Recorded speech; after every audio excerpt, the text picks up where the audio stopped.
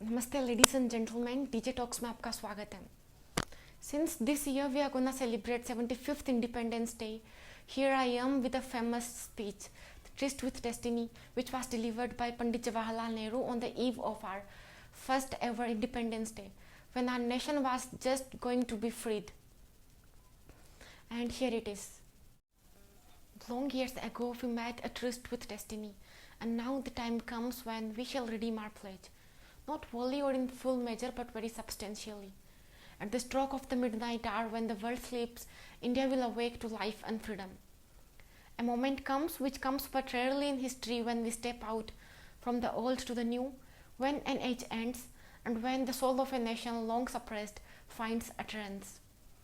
It's fitting that at this solemn moment we take the pledge of dedication to the service of India and her people, and to the still larger cause of humanity. At the dawn of history, India started on her unending quest, and trackless centuries are filled with the striving and the grandeur of her success and her failures.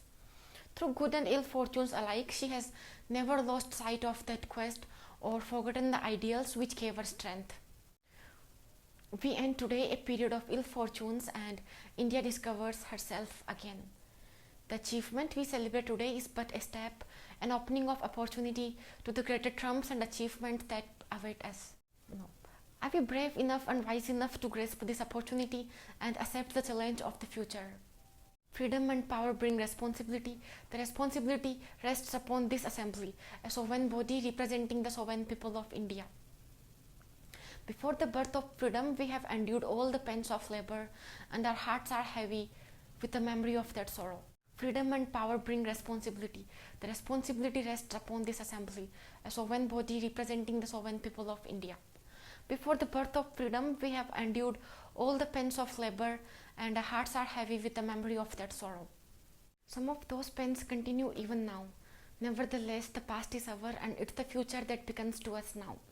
That future is not one of ease or resting, but of incessant striving, so that we may fulfill the pledges we have so often taken, and the one we shall take today. The service of India means the service of millions who suffer.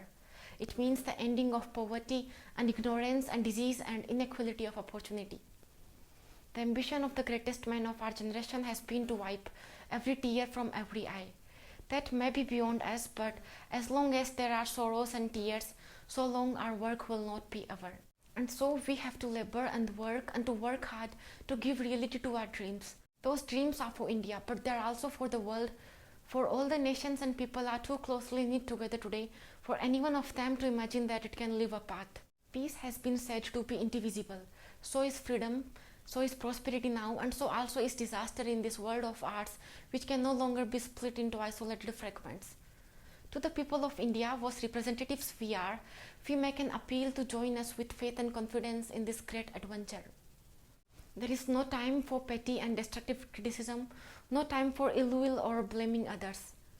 We have to build the noble mansion of free India in which all her children may dwell. The appointed day has come, the day appointed by destiny, and India stands forth again after long slumber and struggle, awake, vital, free and independent. The past clings on to us still in some measure, and we have to do much before we redeem the pledges we have so often taken. Yet the turning point is past, and history begins anew for us, the history which we shall act and live and others will write about. It's a fateful moment for us in India, for all Asia, and for the whole world. A new star rises, the star of freedom in the east. A new hope comes into being, a vision long cherished materializes. May that star never set and that hope never be betrayed. We rejoice in that freedom, even though clouds surround us and many of our people are grief-stricken and difficult problems encompass us. But freedom brings responsibilities and burdens, and we have to face them in the spirit of a free and disciplined people. On this day, our first thoughts go to the architect of this freedom, the father of our nation, who, embodying the old spirit of India, held aloof the torch of freedom, which lighted up in the darkness that surrounded us. We have often been unworthy followers of his and have strayed from his message. Nevertheless, not only we, the succeeding generations will remember his message and bear the imprint in their hearts of this great son of India, magnificent in his courage and strength and spirit and humility. We shall never allow the torch of freedom to be blown out, however high the wind or stormy the tempest. Our next thoughts must be of the unknown volunteers and soldiers of freedom who, without praise or reward, have served India even until death. We also think of our brothers and sisters who have been cut off from us by political boundaries and who unhappily cannot share at present in the moment and the freedom that has come to us. They are of us and will remain of us, whatever may happen, and we shall be sharers in their good and ill fortunes alike. The future beckons to us. Whither do we go and what shall be our endeavour? To bring freedom and opportunity to the common man of India, to fight and end poverty and ignorance, to build up a progressive, democratic and prosperous nation, and to create social, economic and political institutions which will ensure fullness of justice and fullness of life to the man and woman of India. We have hard work ahead.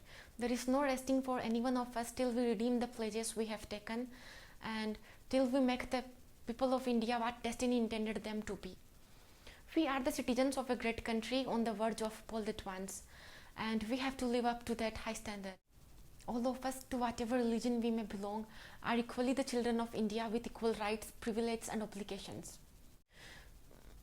We cannot encourage communism and narrow-mindedness, for no nation can be great whose people are narrow in thought or in action. To the people and nations we send greetings and pledge ourselves to cooperate with them in furthering peace, freedom and democracy. And to India, our much beloved motherland, the ancient, the eternal and the ever new, we pay our reverent homage and we bind ourselves afresh to her service. Jai Hind. Thank you for watching till the end.